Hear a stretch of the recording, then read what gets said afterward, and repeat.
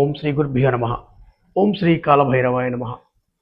ఈ మధ్యకాలంలో social media వేదికగా పిచ్చి బాగా పెరిగిపోతూ ఉంది. కొంతమందికి పైత్యం కూడా పెరిగిపోతూనే ఉంది. అంటే మమ్మల్ని ఎవరు అనేవారు లేరు కదా, మాకు నోరింది కదా, ఏది మాట్లాడినా సరే, ఎవరిని దూషించినా సరే మాకు సరిపోతుందని అహంకారంతో మాట్లాడుతున్నారు. వారి పిచ్చి పరాకాష్ఠతో మాట్లాడుతూ ఉన్నారు. ముఖ్యంగా మన యొక్క పీఠాధిపతులను, మన యొక్క మఠాధిపతులను, మన ఆధ్యాత్మిక ప్రవచనకర్తలను, గురువులను దూషిస్తూ ఉన్నారు.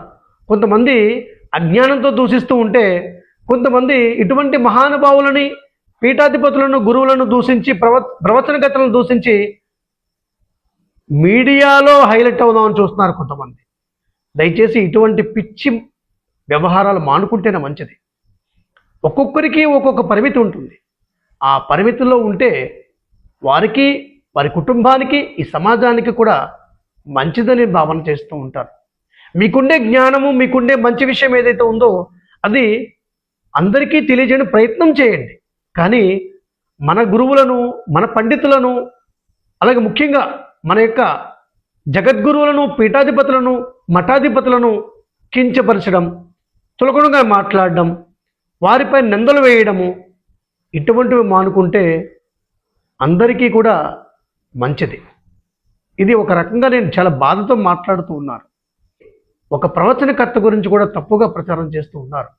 వారు ఎన్నో సంవత్సరాల పాటు సాధన చేసి అత్యంత మహోన్నతమైన జ్ఞానాన్ని సంపాదించి సమాజం కోసమే, సమాజాన్ని ఉద్ధరణ కోసం వాళ్ళు బతుకుతున్నారు. అర్థం చేసుకోవాలి. వారు చేస్తున్నటువంటి సేవను మనం గుర్తించకపోగా, వారిని గౌరవించకపోగా, వారి గురించి మనం నిందలు వేయడము, నిందారోపణ చేయడము, వారి యొక్క ప్రతిష్టకు, కీర్తికి భంగాన్ని కలిగించడం చేస్తే ఎప్పటికీ కూడా మీరు పూజ చేస్తున్నా, మీరు ఆరాధన చేస్తున్నటువంటి దైవం కూడా ఉపేక్షించదు. దయచేసి ఇటువంటి వ్యవహారాలకి స్వస్తి చెప్పి, మీకుండే పాండిత్యము, మీకుండే జ్ఞానాన్ని 10 మందికి పంచండి.